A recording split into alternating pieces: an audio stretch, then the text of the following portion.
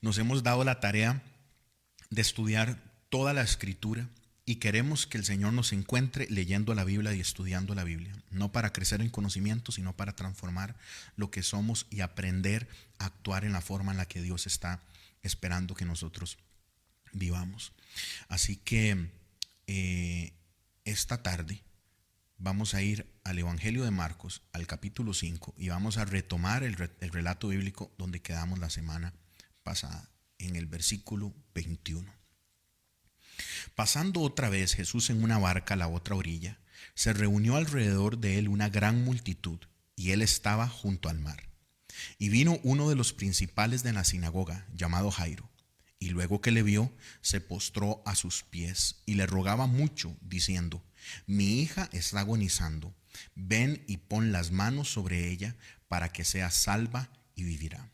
Y si yo les presentara un mapa del lugar en el que estaban sucediendo esto, hubiésemos visto a Jesús montarse en el bote, cruzar el lago, que es, nosotros le decimos mar de Galilea, pero es más un lago, cruzar y hacer todo un viaje donde él estaba totalmente cansado, se duerme en el viaje, sucede un evento precioso en el bote de enseñanza hacia los discípulos, llega al otro lugar para liberar a uno de sus hijos que está atado por demonios, y él regresa a este que es el centro de operaciones del área en el que está sirviendo Jesús en Galilea. Y llega el principal de la sinagoga de ese lugar. Capernaum era uno de los pueblos más importantes de esa área, y llega el principal, el pastor más, digámosle así, con mayor jerarquía en la zona, y aparece este hombre con nombre. Se llama Jairo. Es el pastor de la sinagoga, el hombre en la máxima representación religiosa de este pueblo. Muy seguramente era fariseo. Toda el área de Galilea estaba muy influenciada por los fariseos, y los fariseos era una secta que había crecido dentro del judaísmo, que había nacido con una intención buenísima, que era volver a lo importante, vivir únicamente en la palabra, cumplir lo que el Señor había pedido. Entonces muy probablemente Jairo era fariseo. Y esto implica de que Jairo sabía todas las tensiones que había con respecto a Jesús, todo lo que se hablaba de él, la forma en la que no se aceptaba su ministerio en diversas áreas. Pero Jairo llega porque ahora la lucha que tiene Jairo se ha hecho personal. Tiene alguien en su casa que está enfermo, que está al borde de la muerte, y él ha escuchado que Jesús puede hacer algo. Vea qué detalle nos da la palabra en el versículo 23. Y le rogaba mucho diciendo: Mi hija está agonizando, ven y pon las manos sobre ella para que sea salva y vivirá. Quiero que anote esto. Yo no sé si usted lleva notas de las enseñanzas que hacen los pastores en la iglesia, que hacemos nosotros, pero esta es una nota muy importante. Jairo llega delante de Jesús con fe. Jairo llega y dice: yo quiero que usted ponga las manos sobre ella para que sea salva y vivirá. Jairo se acerca al Señor con una necesidad muy clara y específica, y sabe a quién ir para encontrar respuesta a esa necesidad. Yo no sé cómo usted conoció al Señor, pero yo les he contado muchas veces que yo nací en la iglesia, soy hijo de pastores, pero eso no implica que yo conocí al Señor. Y que la forma en la que yo llegué a conocer al Señor fue en el momento en el que mi vida se hizo pedazos, en el que mi familia estaba pasando una prueba durísima, estábamos viviendo un tiempo durísimo. No sé cómo usted llegó a conocer al Señor, pero muchos llegamos a conocer al Señor en el momento más bajo de nuestra vida, en el momento más desesperado. Porque cuando uno tiene todo cerquita, es muy fácil ver hacia adentro. Cuando uno tiene todo a la mano, es muy fácil reconocer de que uno es el importante. Pero cuando uno es vaciado de la autoridad, es vaciado, digamos, de las capacidades, cuando uno no tiene en sus manos el recurso necesario, es más fácil ver arriba. Mientras lo tenemos todo cerquita, es más fácil ser autosuficiente. Pero en el momento difícil es más sencillo poner la mirada arriba. C.S. Lewis, y esta semana estaba hablando con mi esposa de lo que implicaron los libros de C.S. Lewis para mí cuando yo estaba chiquitillo. C.S. Lewis decía que Dios susurra en el placer, pero grita grita en los momentos difíciles, en el dolor. Es más, él tiene una frase muy famosa que dice: el dolor es el megáfono de Dios para despertar a un mundo muerto. El sufrimiento tiene la capacidad, las pruebas, como bien hablaba ahora la pastora Evelyn, las pruebas tienen la capacidad de enfocarnos. Las dificultades y el sufrimiento tienen la capacidad de ponernos en la carretera que nos lleva al lugar correcto. Y es que, queridos hermanos, vivimos en un mundo que está lleno de sufrimiento y de dolor. Y este problema del sufrimiento siempre se nos ha achacado a los cristianos. En cualquier momento de debate, en cualquier pregunta difícil que alguien haga que crea que no cree en el Señor, siempre va a sacar a relucir esta pregunta que comúnmente se le llama el problema del dolor. ¿Cómo puede haber un Dios de amor cuando la gente sufre? Y entonces hay diversas, estaba olvidando aquí, que aquí tengo los versículos. Hay diversos circunstancias, hay diversas razones por las cuales, sería la palabra correcta, razones por las cuales Dios utiliza el sufrimiento. Y una de ellas es lo siguiente. Quiero que quede claro que Dios no creó el mal. Dios, la palabra nos dice que Él es bueno y solo cosas buenas provienen de Él. Él no hace maldad.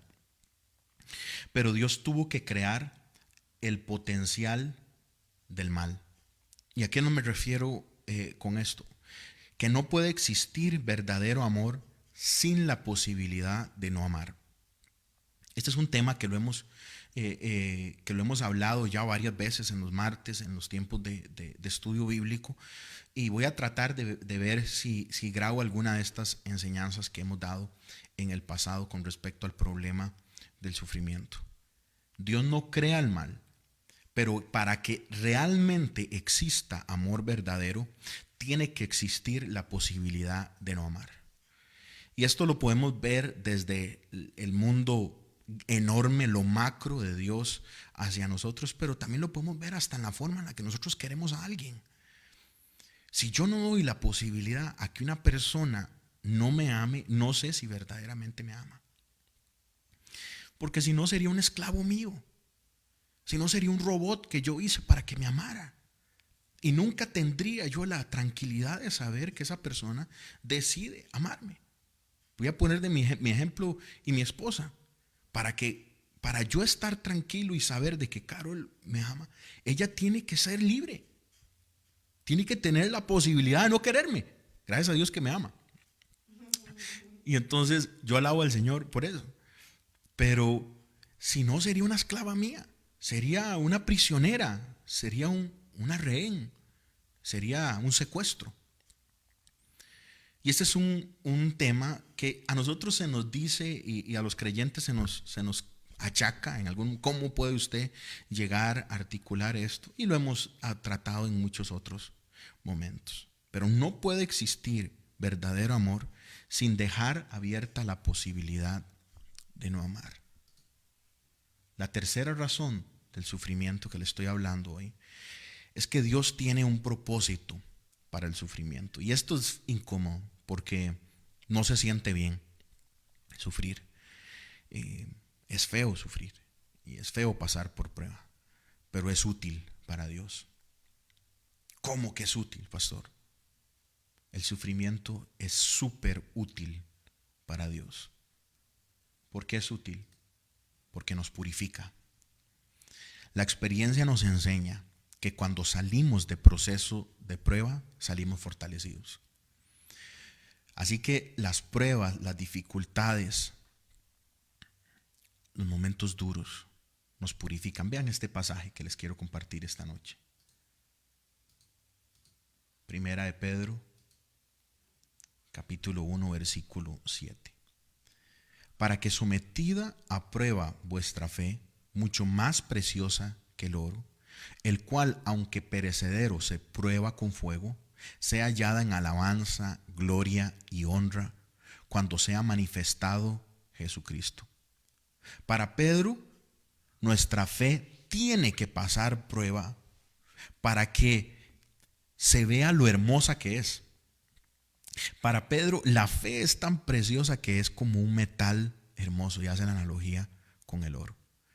Y lo increíble de Pedro es que Pedro lo acomoda y lo alinea con el regreso de Jesús. Es necesario pasar dificultad porque nos purifica. Saca aquello que nos contamina. Saca aquello que es peso extra, que es peso muerto. Y la prueba tiene la capacidad de empezar a darnos forma de la manera en la que Dios quiere que seamos. La segunda razón por la cual el sufrimiento es útil para Dios es que nos mantiene humildes, iglesia. Nos mantiene humildes. Vea lo que dice 2 Corintios, nos baja a la tierra. Sin embargo, si yo quisiera gloriarme, no sería insensato porque diría la verdad, pero lo dejo para que nadie piense de mí más de lo que en mí ve u oye de mí, y para que la grandeza de las revelaciones no me exaltase desmedidamente, me fue dado un aguijón en mi carne, un mensajero de Satanás que me abofetee, para que no me enaltezca sobremanera. Pablo dice, he visto tanto, he hecho tanto, he servido al Señor en todo, he visto cosas que más bien no puedo ni siquiera escribir, pero para mantenerme humilde, Dios permite algo que me mantiene con los pies en la tierra, que me da inclusive dolor, y de esto se ha debatido montones de años para saber a qué se refería Pablo. Pero el sufrimiento nos purifica, nos mantiene humildes, nos mantiene dependientes. Segunda de Corintios capítulo 12 dice, respecto a lo cual 3 veces he rogado al Señor, en este mismo pasaje, que me lo quite. Y me ha dicho, bástate mi gracia, porque mi poder se perfecciona en la debilidad. Por tanto, de buena gana me gloriaré más bien en mis debilidades, para que repose sobre mí el poder de Cristo. Dios le responde al apóstol, mi gracia es suficiente.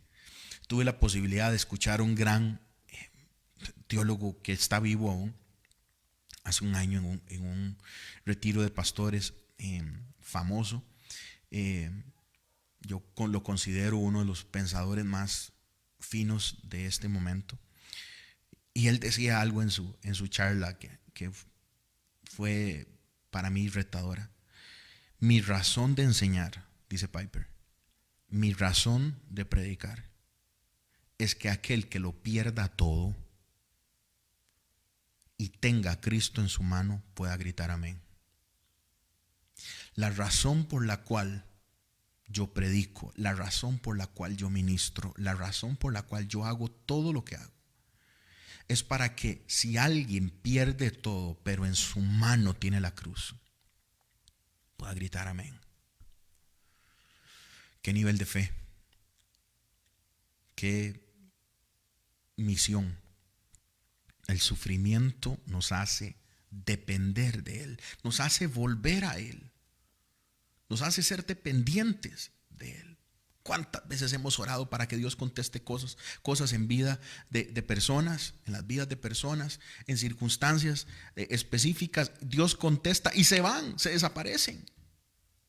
Porque a veces las bendiciones más bien alejan a la gente de Dios. Hay gente que el fútbol lo aleja, hay gente que la U lo aleja de Dios. Una casa, un novio, un esposo lo aleja de Dios. Y oramos para que se casara. Y oramos para que tuviera trabajo, pero todo eso lo alejó. Y el sufrimiento nos direcciona directamente a la fuente de la verdad, a la fuente de la gracia, a la fuente de las nuevas oportunidades. Y Pablo dice, he rogado al Señor. Esto me mantiene humilde, he rogado al Señor. Y Él me dice, no, bástate mi gracia. Lo mantiene dependiente de Dios. El dolor tiene la capacidad, el sufrimiento tiene la capacidad de acomodar a la gente en una o dos direcciones. Una es caer de rodillas o otra romperle la espalda por orgullo. Así que hay gente que se enoja con Dios y se amarga con Dios, o otros que más bien nos acercamos a Él. La cuarta utilidad del sufrimiento en las manos de Dios es que nos transforma. La prueba nos pasa por procesos donde somos humillados, donde somos aplastados inclusive en algunos casos, ¿verdad? Y es ahí donde empezamos ya a dejar al Señor moldearnos. Así que el sufrimiento nos purifica, nos hace más humildes, nos hace dependientes de Dios y además nos transforma. Versículo 24. Fue pues con él y le seguía una gran multitud y le apretaban. Pero una mujer que desde hace 12 años padecía de flujo de sangre y había sufrido mucho de muchos médicos y gastado todo lo que tenía y nada había aprovechado, antes le iba peor. Estoy en Marcos capítulo 5. Cuando oyó hablar de Jesús, vino por detrás una multitud y tocó su manto. Por detrás entre la multitud y tocó su manto. Porque decía, si tocare tan solamente su manto, seré salva. Y enseguida la fuente de la sangre se secó y sintió en el cuerpo que estaba sana de aquel azote. Y vemos en este pasaje como una niña que tiene 12 años, que es la alegría de la familia, ¿verdad? Toda su vida ha sido la bendición de su familia. En ese mismo periodo de tiempo hay una mujer que la vida de esa niña la ha pasado en sufrimiento. 12 años lo ha pasado en dolor, ha estado sangrando. Y queridos hermanos, nosotros creemos en el Dios de la sanidad. Nosotros creemos que Jesús es el mismo ayer, hoy y siempre. Y Él puede hacer lo mismo. Esta mujer, cuando fue sana, lo sintió y lo supo. Pero hay un detalle importante, porque el pasaje es muy conocido. Yo sé que muchos de ustedes ya lo han escuchado muchas veces anteriormente. Vean lo que dice el 28 del capítulo 5. Porque decía, si tocare tan solamente su manto, seré salva. Ella dijo en algún momento de su vida, ella vio cómo Jesús servía, ella vio cómo Jesús sanaba, ella vio el ministerio de Jesús y ella veía que cuando Jesús tocaba a alguien, ese alguien era sano o era libre. Y ella dijo, yo voy a tocarlo porque esto tiene que funcionar a la inversa. Si Él toca a gente y se sanan, yo voy a buscarlo para tocarlo y tengo que ser sana. Si Jesús no me ve a mí entre la multitud y no me toca y no declara sanidad sobre mí, yo voy a meterme entre la multitud y lo voy a tocar. Ella no entendía totalmente el poder de Dios, pero dijo, si Él toca gente, yo voy a ir a tocarlo. Y con solo tocarlo, con solo poner mi mano en Él, voy a dejar de sangrar, voy a dejar de sufrir. Para una mujer en el primer siglo, en la realidad hebrea, en la realidad judía, tener un sangrado constante no solo era dolor. Aquí se ha especulado de que esto pudo haber sido cáncer de cervix, de que esto pudo haber sido otros problemas en el útero de esta señora, que se pudo haber solucionado con una cirugía muy sencilla hoy en día. Pero en ese tiempo no solo significaba el dolor y la incomodidad, hermanos. Estamos en un siglo donde no hay agua que corre, donde no se venden los productos higiénicos que se tienen hoy, y toda la incomodidad que implicaba para una mujer estar constantemente sangrando. No era solo eso, o no era solo el dolor, sino que dentro del pueblo hebreo, una mujer que estaba constantemente sangrando era una mujer impura. Y esto lo encontramos en Levítico capítulo 16. La cama que ella usaba era impura. La mesa en la que ella comía en la soda del barrio era impura. El taxi en el que se montaba, todo lo que ella tocara era impura. Además, lean Levítico capítulo 15 para que vean que todo lo que ella tocare, casi que había que quemarlo. Era declarado impuro. Esta mujer vivía pero estaba muerta. No podía salir, no podía celebrar al Señor, no podía ir al templo, no podía reunirse con los demás. Ella vivía, pero estaba totalmente muerta. Y dijo un día, si yo lo toco, me voy a curar. Si yo pongo un dedo mío en su ropa, mi dolencia se va a ir. ¿Qué nivel de fe? Y hermanos, qué comprensión de la presencia de Dios. ¿Qué entendimiento tenía esta mujer de que cerquita de Jesús el sufrimiento se va? De que cerquita de Jesús la prueba se va. A mí me encanta ver lo accesible que es Jesús. Jairo llega y le dice, necesito que vaya. Y Jesús dice, vamos para allá. Llega la señora que está enferma y Jesús recibe ese toque de esta mujer. Jesús había tocado mucha gente, pero aquí este milagro es especial porque es el toque de una de sus hijas a él. Ve al verso 30. Luego Jesús, conociendo en sí mismo el poder que había salido de él, volviéndose a la multitud, dijo, ¿quién ha tocado mis vestidos? Sus discípulos le dijeron, ves que la multitud te aprieta y dices, ¿quién me ha tocado? Si nosotros leemos los otros recuentos, leemos en Lucas que Lucas nos dice que el que dice eso es Pedro. Pedro dice, la gente lo está apretando a usted y usted dice, ¿quién lo ha tocado? Todo el mundo lo ha tocado. Es como entrar a un estadio, es como entrar a hacer una fila a un concierto donde hay un montón de gente y decir, alguien me tocó la suéter. ¿Qué le pasa a Jesús? Si hay un montón de gente en este lugar, pero Jesús sabía que ese toque había sido diferente.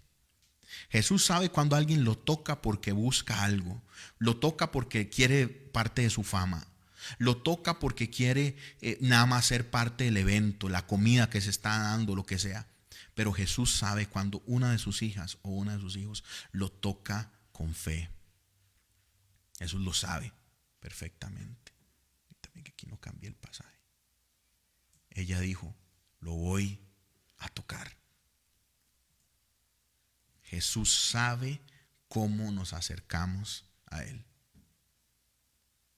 Jesús conoce las intenciones de nuestro corazón y pregunta quién me ha tocado. Increíble, increíble. Sus discípulos le dijeron, ves que la multitud te aprieta y dices, ¿quién me ha tocado? Jesús podía sentir que le había salido poder de Él. Verso 33. Entonces la mujer, temiendo y temblando, sabiendo lo que en ella había sido hecho, vino y se postró delante de él y le dijo toda la verdad. Y él le dijo, hija, tu fe te ha hecho salva, ve en paz y queda sana de tu azote. Mientras él aún hablaba, vinieron de casa del principal de la sinagoga, diciendo, tu hija ha muerto. ¿Para qué molestas más al maestro? Dijimos anteriormente que qué lindo que Jesús es accesible. Jairo llega, me imagino que llega hasta casi que la playa, sabe dónde está Jesús, lo busca, él tiene un liderazgo dentro de esa ciudad, dentro de ese poblado, lo busca y le dice, necesito que vaya a tocar a mi hija para que sea sana, para que sea salva y viva, es lo que dice él. Jesús empieza a caminar hacia la casa. Y qué bonito entender de que Jesús es accesible. Va a ir a mi casa a ayudarme en mi problema. Pero quiero que se ponga un poquitito en los zapatos ahorita de Jairo. Porque van camino a su casa y Jesús no cambia su accesibilidad. Se acerca a una señora y lo toca y él detiene la procesión de gente, la multitud que está, para decir, ¿quién me ha tocado? Jairo llegó a decirle, necesito por favor que me haga un favor, necesito que me ayude en esto, necesito que responda a mi petición, necesito por favor que haga un toque en esta área de mi vida, en mi casa, necesito por favor. Y Dios dice, ahí voy, pero en el camino sentimos de que se retrasa, sentimos que se desconcentra, sentimos de que se enfoca en otro, de que lo olvida. Usted se imagina haber sido Jairo ahí y oír a Jesús diciendo, alguien me ha tocado. Jairo le hubiera gritado, a mí qué me importa quién lo tocó, Jesús, váyase conmigo porque mi hija se está muriendo. ¿A usted le preocupa que alguien lo tocó ahorita y mi hija está ahorita a punto de morir? Estoy pidiendo que respondas esto en mi vida, estoy pidiendo que responda aquello, Dios, pero no lo veo que llegue. No lo veo que llegue. Lo veo desenfocado y parecemos a David en el Salmo 3, en los primeros salmos ahí de 3, 4, 5 y 6, quejándose de que Dios se esconde el rostro, enojado porque Dios no lo escucha. Y Jesús dice, alguien me ha tocado. Qué colerón para Jairo, me imagino. Y en ese momento, dice la palabra, no había terminado de hablar Jesús. Mientras hablaba, dice el verso 35, llegan los empleados de Jairo a decirle, su hija se murió. Qué frase más directa. Tu hija ha muerto. Tu hija ha muerto. ¿Para qué molestas más al maestro? Yo quiero que le pongamos nombre y carita a esta niña, porque esta niña tenía la misma edad que mi hijo, Arturito. Piense que es Arturito. Perdón que ponga de ejemplo niños que me vienen a la mente aquí de la iglesia. Es Dangel, es Caleb, es Lucy. Y somos nosotros pidiendo que Dios los toque. Yo ocupo que usted toque a mi hija y se ha quedado aquí viendo a ver cómo descubre cómo alguien lo tocó en medio de una multitud. Ya no hay tiempo, ya es muy tarde, ya se murió. Dice Hebreos, no sabemos quién escribió Hebreos, pero dice Hebreos capítulo 2, versículos 15. Y a librar a todos los que por temor de la muerte estaban durante toda su vida sujetos a servidumbre. El escritor de Hebreos dice que el temor más grande de la humanidad es morir. Y eso es cierto. La gente tiene miedo a las arañas, la gente tiene miedo a las alturas, la gente tiene miedo a un montón de cosas, pero no le tiene miedo al bicho o a la circunstancia, le tiene miedo a lo que puede pasar al estar frente a ese bicho o a esa circunstancia, que es morirse. Le da miedo a la oscuridad porque le da miedo a morirse. Le da miedo tal cosa porque le da miedo a morirse. Entonces Hebreos dice que Jesús vino a librarnos del temor de la muerte. Y Apocalipsis nos dice que es el último enemigo. Cristo ya lo venció, pero como nosotros seguimos pecando, todavía tiene autoridad. Como la humanidad sigue pecando hasta que Jesús solucione ese problema, esa circunstancia, la muerte seguirá teniendo garras y alcance desde el punto de vista físico.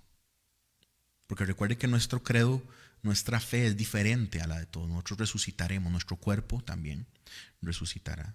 Y entonces llegan estos tipos a decirle, ¿para qué molesta más a Jesús? Ya ella murió. Ya no se puede hacer nada. Tiene gente usted ahorita en su vida así. Ya no se puede hacer nada con esto. Ya esto se acabó. Ya esto no se puede. Y casi que lo dice en un tono burlón. ¿Para qué sigue en necio? Ha tenido gente así que lo desanima, que lo trata de bajar de la plataforma de la fe. A veces es familia, a veces son amigos. ¿Para qué molesta el maestro? Ya no hay tiempo. Ya eso se acabó. Hay un dicho horrible en Costa Rica que dice, échele tierra. Ya quedó ahí. Ya eso está ahí. Como en un tono burlón.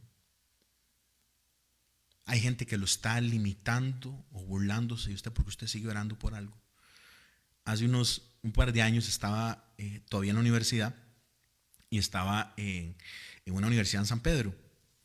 Y cuando yo venía, la carretera que yo agarraba es de un barrio que se llama Barrio Pinto. No sé si lo ubican los que. Y entonces yo salía a unirme a la carretera principal de San Pedro. Y ahí hay una bomba una bomba muy famosa. Ese cruce ahí siempre es dificilísimo porque está repleta la calle de carros. Y ahí estoy hablando del cruce de Muñoz y Nane.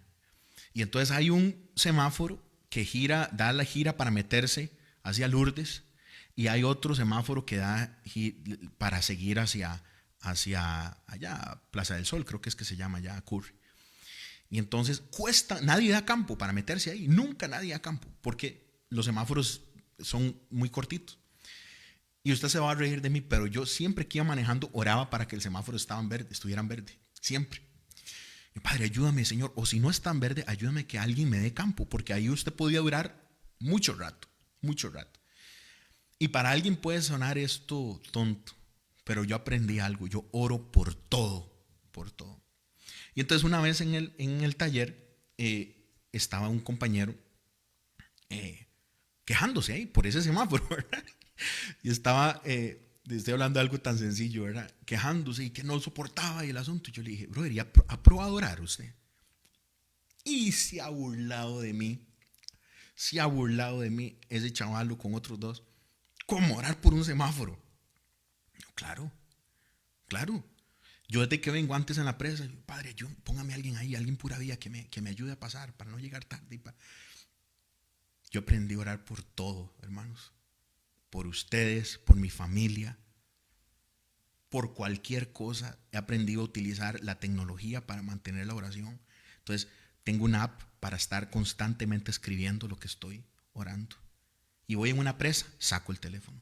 Voy pensando, lo apunto y me permite grabar el mensaje. Pero ha tenido gente usted que lo trata de desanimar, de seguir buscando a Dios en algo, en cualquier área de su vida. Mientras él aún hablaba, dice el versículo 35, vinieron de casa del principal de la sinagoga diciendo: tu hija ha muerto. ¿Para qué molestas al maestro? Pero vea entre el 35 y el 36. Hay una reacción espectacular de Jesús ahí. Pero Jesús, luego que oyó lo que se decía, dijo al principal de la sinagoga: no temas, cree solamente. Yo quiero ponerle tono a esto porque la Biblia no nos quedó en audio. Esto es un mandamiento, es un imperativo. Es una frase que en el original viene en tiempo presente continuo. Escucha lo que le estoy diciendo, dice Jesús. Jesús está atento a lo que está pasando. Le dicen: la niña se murió. Y Jesús lo vuelve a ver y yo me lo imagino con el dedo diciéndole: no temas, cree. No temas, cree solamente. Porque Jairo llegó con fe. Por eso no quería que olvidara eso del primer versículo. Jairo sabe que en las manos de Jesús está su respuesta.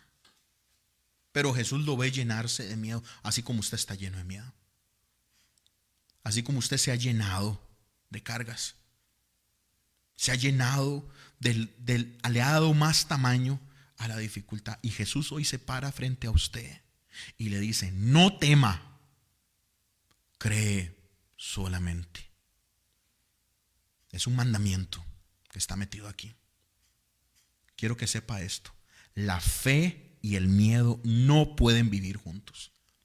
Uno excluye al otro. O nuestro miedo le gana a nuestra fe y hace que la fe se achique y se convierta en algo compacto que poco a poco se muere. O nuestra fe vence el miedo. Ahora que Carol, mi esposa, estaba ministrando, decía: el perfecto amor echa fuera el temor. La fe y el miedo son excluyentes uno del otro. No pueden vivir juntos. Y Jesús le hace este mandamiento a Jairo: cree, no temas. Cree, no temas. Esa es la palabra que Dios le quiere dar a usted esta noche. No temas, cree solamente. No temas, cree solamente. Deje de temer y ejercite su fe. Verso 37. Y no permitió que le siguiera nadie sino Pedro, Jacobo y Juan, el hermano. Y vino acá. Bueno, otra cosa. Yo pienso que ahí no es solo como decir: esto se lo voy a ocultar a los demás. Las casas del antiguo Israel eran muy pequeñas y Jesús viene con una gran multitud. Jesús viene con 12 chavalos y además de los 12 chavalos viene con un equipo grande que es hablan de cientos, ¿verdad? Y muchas personas también que quieren oír el mensaje. Entonces Jesús tuvo que separar el equipo, dejar gente atrás y además por respeto a la casa no iba a llegar con una multitud hasta la casa. Por eso se lleva solo su equipo de confianza. Verso 38. Y vino a casa del principal de la sinagoga y vio el alboroto y a los que lloraban y lamentaban mucho. Hermano, Jesús es el paracaidista más famoso de los funerales. Jesús es el que llega a un funeral y dice: esta vaina se acabó. Los funerales en el Oriente Medio eran de mucha tristeza. Se contrataba gente para que lloraran. Yo sé que todo el mundo ha escuchado esto. Es más, la forma en la que se interpretaba la ley que nos quedó escrita después del cautiverio que hubo en Babilonia, nos dice de que aunque la persona fuese pobre, tenía que contratar al menos 2 lloronas y alguien que tocara flauta. Por eso uno de los evangelistas nos dice que habían flautas. Entonces tenía que haber música, había que contratar gente para llorar, porque que la gente estuviera gritando significaba de que esa persona era muy amada. No era bien visto de que el funeral fuese calmado, fuese mesurado. Más bien lo mejor era que la gente viera que gritaran y gritaban y gritaban para hacer ver como que esa persona se le iba a extrañar mucho. Pero Jesús entra en esta escena donde hay un alboroto, hay un escándalo, hay mujeres gritando, hay hombres gritando, hay instrumentos de música ahí, todo porque la chiquita esta sin nombre ha muerto. Y Jesús llega a esta escena calmado. Piense su circunstancia. Un enredo, un montón de problemas, gente lastimada, deudas, problemas, dolores, dificultades, pecados. Y es un enredo eso. Es un ruidal. Es un desastre. Y Jesús llega a eso calmadito, calmadito. Yo me imagino a Jesús como el centro de una tormenta. No sé si han visto un huracán desde arriba. Alrededor pueden estar todo volando, pero Jesús en el centro hay una paz perfecta. Alrededor de Él no hay ningún problema. En ese espacio en el cual está hay quietud, hay calma, pero alrededor puede haber una gran tormenta, pueden haber olas grandísimas, puede haber gente que hasta inclusive se está muriendo, como es este caso. Pero Jesús entra en la cena tranquilo, calmado, nunca pierde su estampa, su garbo, nunca pierde su tranquilidad. Y vea lo que dice Jesús. Es que este es lo que quiero predicarles esta noche. Por favor, esto es lo que quiero que se deje en su corazón. Y entrando les dijo: ¿por qué alborotáis? Dice la Reina Valera. ¿Por qué lloráis? La niña no está muerta, sino que duerme. Verso 40. Y se burlaban de él. Mas él, echando fuera a todos, tomó al padre y a la madre de la niña y a los que estaban con él, y entró donde estaba la niña. ¿Sabe qué hace Jesús en medio de ese alboroto? Dice: ¿por qué gritan? Entra así. ¿Por qué gritan? ¿Cuál es el alboroto que pasó aquí? Gritan porque se murió esta niña. Y la gente, usted se imagina estar en un funeral y ver a alguien, un muchacho que entra y dice: ¿Cuál es la tristeza? Porque se murió. Y Jesús dice esta frase que para la gente es locura. Si solo está durmiendo. Una versión dice: tan solo duerme. Un paréntesis. Aquí Jesús no está hablando de una falsa doctrina que se mueve dentro de algunas corrientes falsas, de que los cuerpos quedan en un estado de reposo después de morir. Eso no está en ningún lado de la Biblia. Y tengo un video que acabamos de subir esta semana sobre lo que pasó entre la cruz y la resurrección, que habla un poquito de este tema. Si usted quiere, lo busca aquí abajo en este mismo Facebook de la iglesia y va a encontrar ese recurso. Jesús aquí no está diciendo que es que el alma de ella está en un lado durmiendo. Jesús nunca dice eso. Jesús nada más llega y se enfrenta a la circunstancia y dice: sí, está muerta, la voy a despertar. Entonces Jesús entra diciendo: gritan, esto es un alboroto. No es que la chiquita estaba durmiendo una siesta, familia. Ella había muerto. Pero la muerte para nuestro Redentor es como una siesta. La muerte para nuestro Redentor no es enemigo. Entonces Jesús llega en medio de ese enredo y dice: ¿qué es el problema? ¿Por qué gritan? ¿Qué es lo que los tiene asustados? La voy a despertar. Esto para mí no es nada. Pablo habla con este lenguaje más adelante. Vamos a ver a Jesús en el caso de Lázaro, diciendo: Lázaro está durmiendo. Y los discípulos diciendo: oye, si se durmió, que se despierte. Y Jesús casi que les grita: no, está muerto.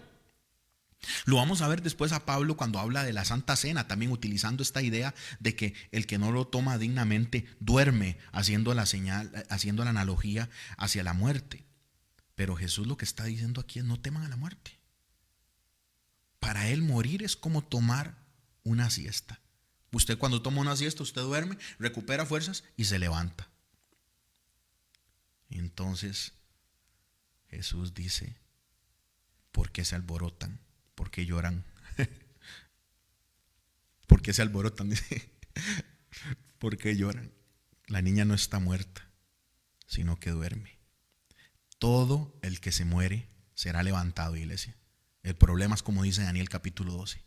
¿Será levantado para condenación eterna o levantado para redención eterna? Pero todo el que muere será levantado. Y vea lo que pasa aquí en el 40. Y se burlaron de él. En griego esto quiere decir: los empujó afuera, los hizo echados. Los hizo echados. Porque dice: mas él, echando fuera a todos. Ahí el verbo lo que quiere decir: los agarró y los hizo empujados fuera de ese lugar. Los sacó. ¿Por qué quiero acotar esto? Porque los que no tienen fe no ven. Si usted quiere agradar a Dios, usted tiene que ser una mujer de fe. Llevo años predicando esto. Si usted quiere agradar a Dios, usted tiene que ser un hombre de fe. Tiene que ser una muchacha, un muchacho de fe. Un niño de fe. Porque sin fe es imposible agradar a Dios. Y estos burlistas, estos que se están riendo de lo que Jesús está diciendo, no experimentan el poder de Dios. Los que no tienen fe no ven a Dios moverse. Los que no tienen fe los sacan del cuarto donde Dios va a operar. Los que no confían y se burlan, Dios los saca del lugar. Dios los saca de ese lugar. Los que no tienen fe no lo ven. 41. Y tomando la mano de la niña, le dijo, Talita cumi, que traducido es, niña, a ti te digo, levántate. En el arameo, los que saben de esto dicen que la forma más correcta de decirlo es Talita cum. El arameo era el lenguaje que el pueblo tomó cuando estuvo en Babilonia, y era el lenguaje normal para ir a la pulpería, para hablar, para ir a la escuela, el lenguaje normal de la tierra en el tiempo en que estaba Jesús, en el país en el que estaba Jesús, era este. Si lo tradujéramos de manera mal literal, los que saben dice que quiere decir corderito despierta. Es como decir, mi amor, levántese. Es como decir, muñeca, despiértese. Niñita linda, levántese. Y calza perfectamente para el momento. Verso 42 dice, y luego la niña se levantó y andaba, pues tenía 12 años, y se espantaron grandemente. Imagínese esa escena, familia. Porque él les mandó mucho que nadie lo supiese, y dijo que se le diese de comer. ¿Por qué sana Jesús a esta niña? ¿Por qué sana Jesús a esta chiquita? ¿Lo hizo para ella? Hermanos, nosotros tenemos que aprender a leer la Biblia y a vivir la Escritura. ¿Por qué sana Jesús a esta niña? Lo hizo por ella. ¿Usted se imagina morir y entrar en el reposo del Señor? ¿Usted se imagina en el tiempo en el que estamos ahorita? Porque en el caso de ella todavía era complejo. Jesús no había todavía llevado la cautividad cautiva. Todavía no había resucitado y habían procesos que habían que cumplirse. Pero en el tiempo que nosotros vivimos ahorita, la muerte para nosotros significa presencia con Cristo. ¿Usted se imagina volver a esto? ¿Usted se imagina volver al colegio? Hay cosas que nos mantienen atados y que nos encanta de la vida, como es la familia, que es precioso disfrutar la familia y cosas que a usted le gusta. Pero usted se imagina poner en una balanza estar con Cristo, estar con el Señor, con mi Redentor, versus cálculo en la universidad, versus problemas, broncas, dificultades, pruebas económicas, tensiones. Vean, hermanos, se lo digo a los miembros de mi iglesia, si en algún momento yo me muero y ustedes empiezan a orar para que yo regrese y a mí me devuelven porque usted oró, vea, hermano, lo voy a buscar y me lo voy a apiar por bruto, porque yo quiero estar con Jesús. Yo quiero estar con Jesús. ¿Por qué sanó Jesús a esta niña? Por sus papás. Por sus papás. Porque cuando se vive en fe, se experimenta el poder de Dios de primera mano. Eso no la revive por ella. Lo hace por la petición que hacen sus papás. Y claro, en el caso de una niña, la niña no ha vivido todavía toda su vida. No sabemos específicamente el caso, si había estado enfermita o si fue algo repentino. Pero la fe de Jairo nos lleva a vivir las circunstancias duras de una manera diferente. Nos lleva a confiar sin importar lo que estemos viviendo. Y nos lleva a ver el poder de Dios de una manera espectacular. Tenemos 2 semanas en el capítulo 5 de Marcos. El capítulo 5 arranca con el hombre de las tumbas. No había esperanza para él. Era un caso perdido. Había perdido su casa, se lastimaba solo, era un peligro para la sociedad, pero Jesús es capaz de hacerlo a él libre. Luego vemos una mujer que necesita que Dios la sane. Está viva, respira, pero ella está muerta. socialmente, está muerta económicamente, ya todo está acabado en su vida. Y luego vemos una niña de 12 años, que la historia para mí no es tanto la niña, sino el padre que está devastado y sabe a quién ir, sabe a quién pedirle que la toque y que vivirá. Lucas 1, capítulo 37 dice, porque nada hay imposible para Dios. Y Lucas 18, 27 dice, Él les dijo, lo que es imposible para los hombres es posible para Dios. Este día que nos recuenta la Biblia de Jesús, 3 personas cayeron de rodillas delante de Jesús. El endemoniado salió corriendo hacia la playa y cayó postrado delante de él. Los demonios sabían quién era él intelectualmente, pero en su corazón no le amaban. No le aman. Luego vemos a Jairo buscarlo y caer de rodillas y decirle, sane a mi hija, tome esta circunstancia. Una fe totalmente puesta en el único que puede resolver. Y luego vemos una señora que se mete en una bronca porque ella está rompiendo un montón de leyes, metiéndose en una multitud con una simple idea, que uno de sus dedos tocara la tela de la ropa de Jesús. Y cuando Jesús siente que poder ha salido de él, dice, ¿qué pasó? Y la mujer se ve expuesta y cae de rodillas frente a Jesús diciendo, fui yo. Y Jesús le responde a esta mujer, tu fe te ha hecho salva.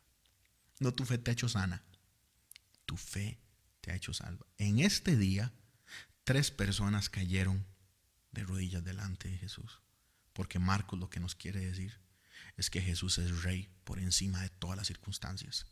Si usted está atado, usted puede encontrar libertad en él. Si usted tiene un yugo que lo hiere, un gigante que llega a escupirlo y a lastimarlo, porque lo tiene atado y lo tiene esclavizado, Jesús tiene la capacidad de despedazar eso hoy mismo. Si usted tiene dolor físico, si usted tiene dolor emocional, mental, Dios tiene la capacidad de tocarte y empezar procesos de sanidad en usted. Si usted necesita encontrar realmente cuál es la fuente de las respuestas, como hizo Jairo, la mano que hace que las cosas sucedan de la manera correcta, cayó rendido delante de él y vio el poder de Dios moverse, aunque en el camino sintió que no se iba a cumplir.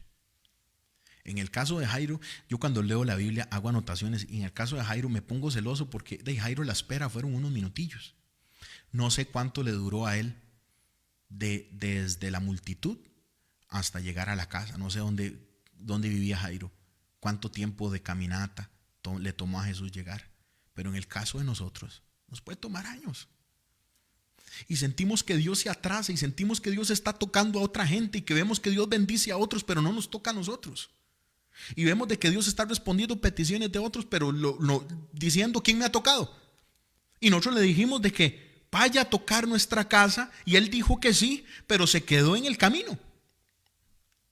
Dichoso Jairo, que para que quedara esto escrito en la Biblia, su espera fue poquita, pero lo que está implícito acá es un principio, que Dios cumple su palabra. Él le dijo, voy para allá, él va a llegar. Él te dijo, voy a llegar, él va a hacer la obra.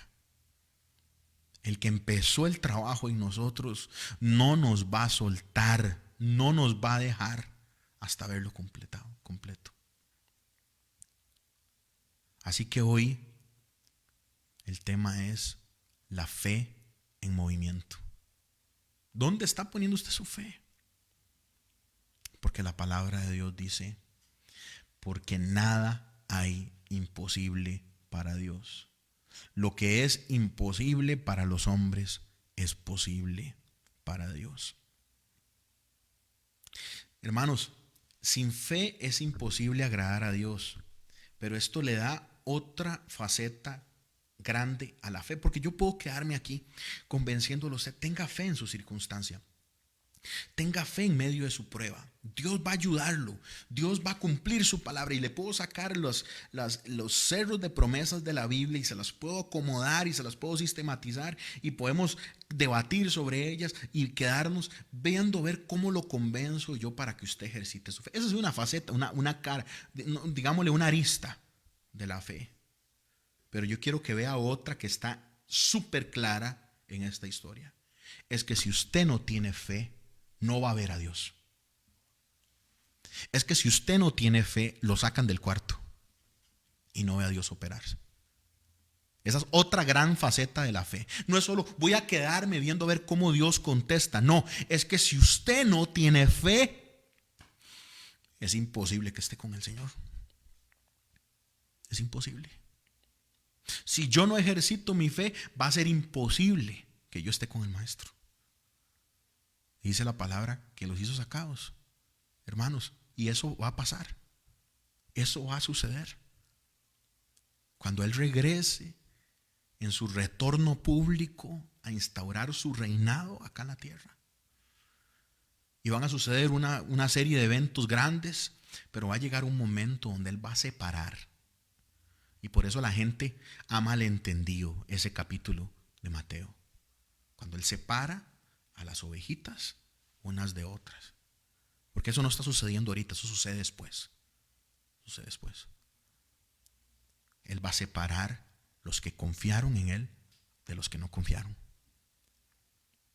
Así que claro, Dios tiene la capacidad en su mano de romper las cadenas de este hombre endemoniado, que no eran unas cadenas físicas, eran cadenas espirituales.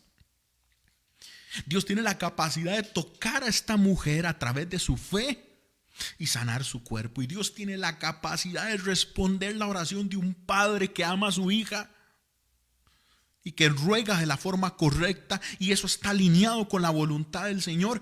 Y Dios llega y dice: amén, vamos para allá. Pero todo opera a través de la fe. Sin fe es imposible agradar al Señor. Así que es tiempo de poner su fe en movimiento. Quiero invitarlo a que cierre sus ojos ahí donde usted está. Y vamos a pedirle al Señor que nos ayude en este momento. Vamos a pedirle al Señor que nos enseñe a confiar.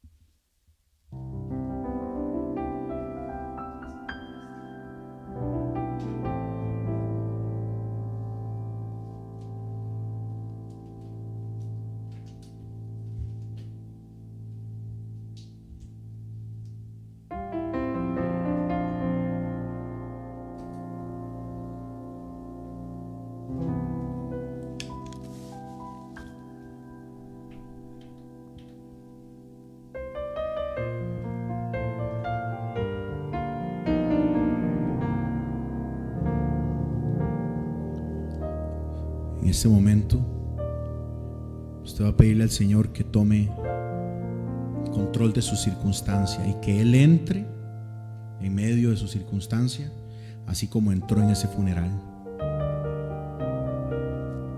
calmando todo.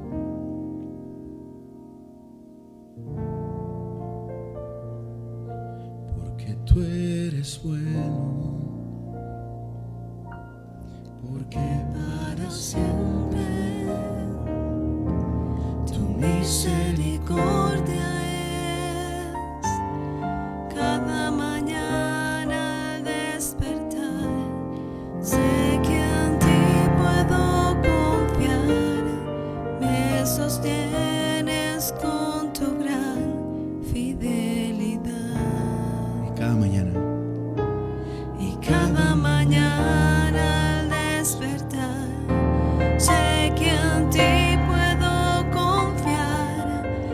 sostienes con tu gran fidelidad. Diga, y cada mañana confiando. Y cada mañana al despertar, sé que en ti puedo confiar. Me sostienes con tu gran fidelidad.